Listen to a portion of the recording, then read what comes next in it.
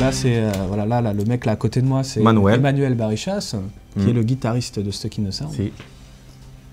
Et là, à ma gauche, j'ai la chance d'avoir José Raiz-Fontao, chanteur, guitariste et figure tutélaire de Stuck in the Sound. Et nous sommes les 2 membres fondateurs du groupe. On a créé ce groupe en... Non, on s'est rencontrés tous les deux en 2000. Ouais. Et on a créé ce groupe en 2001.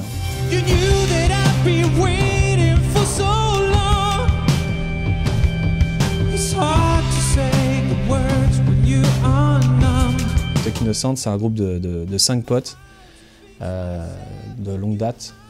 Et on a la passion commune de vouloir créer ensemble des chansons, de s'amuser en créant des chansons. Et des chansons plutôt rock, axées rock, rock pop, indie.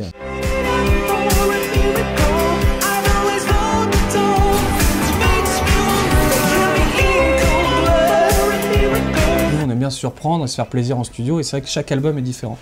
Donc là, on s'est fait plaisir sur cet album. On a voulu faire une BO années 80, quoi.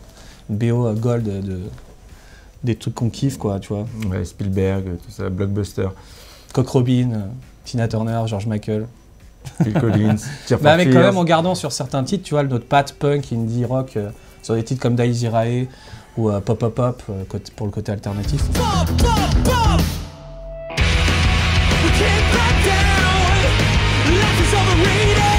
C'est la première fois qu'on a enfin un album où ça divise nos fans.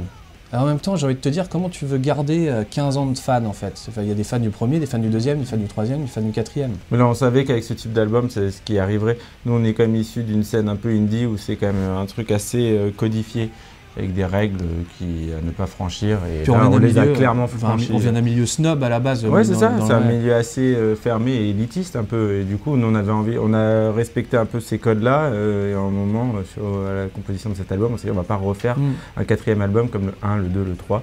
On veut se faire plaisir.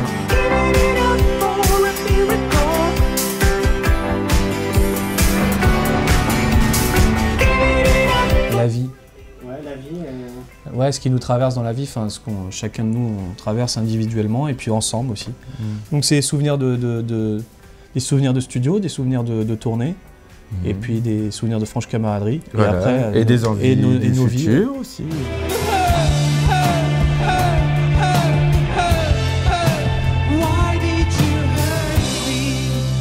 Quand il y a eu le Bataclan, la tragédie du Bataclan, ça nous a pas du tout donné envie de faire de la musique. Moi, je ne comprenais pas ceux qui, dès le lendemain, postaient des chansons pour le Bataclan sur YouTube. Impossible de créer quoi que ce soit, quoi. Justement, il n'y a pas des chansons qui parlent de ça? Mais en fait, cet album a été composé avant ces événements. Donc finalement, après coup, quand on voit la teneur de l'album, certains titres, certaines paroles, on se dit, on a halluciné. Donc c'est étonnant comment ça rejoint un peu la réalité, mais finalement tout a été fait même avant Charlie, donc on n'était pas encore dans cette... Comme si inconsciemment, en fait, on sentait tous, tu vois, que planait une espèce de trucs graves en fait qui allait arriver, mais c'est bizarre inconsciemment parce que c'est vrai qu'il y a plein de chansons qui font vraiment penser aux attentats, quoi. Et en même temps, c'est un album sur l'existence même c'est sur l'être humain qui se place au centre de l'univers, quoi. Et c'est sur ses peurs, sur ses angoisses en fait qu'il doit surmonter dans une société où on lui met une pression telle que c'est difficile de trouver aujourd'hui du plaisir et un peu de bonheur.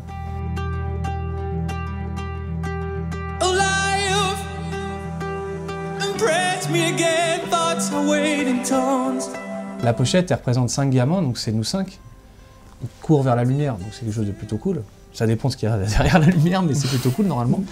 Et c'est sûr, ouais, c'est 5 gamins, en fait, on essaie de rester les 5 gamins, toujours les mêmes, dans une pièce et à prendre du plaisir à composer et avancer dans la vie, ensemble. C'est quand même une belle aventure, on a une chance incroyable, en plus d'avoir ce pouvoir de transmettre des informations, quoi.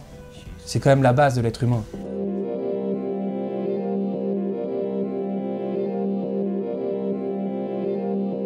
On n'a pas disparu, si on a disparu mais exprès en fait, on a fini une grosse tournée sur l'album précédent. Ensuite il y a eu cassure de contrat avec notre ancien label, négociation avec le nouveau label qui a pris à peu près quasiment 1 an en fait, et construction de notre studio d'enregistrement, composition de l'album, enregistrement de l'album. Tout ça, ça a mis 3 ans et demi, 4 ans.